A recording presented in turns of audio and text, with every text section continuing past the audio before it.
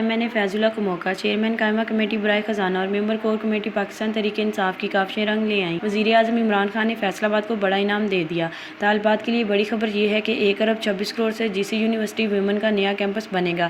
مالی سال 2020-21 میں 25 کروڑ روپے منظور کر لیے گئے ہیں۔ نیا کیمپس کھجریانوالہ میں بنے گا۔ یاد رہے کہ گورنمنٹ کالج برائے خواتین مدینہ ٹاؤن کو جب یونیورسٹی کا درجہ دیا گیا تو اس وقت یہاں یہ بلڈنگ 2,500 طالبات کی گنجائش رکھتی تھی، مگر اب اس کیمپس میں 17,000 سے زائد طالبات تعلیم حاصل کر رہی ہیں۔ ہر سیکشن میں گنجائش سے زیادہ طالبات ہیں۔ نیا کیمپس بننے سے ہمارے حلقہ NA 109 اور پورے فیصل آباد شہر کے لیے مدینہ ٹاؤن کیمپس میں مزید داخلوں کی گنجائش پیدا ہوگی۔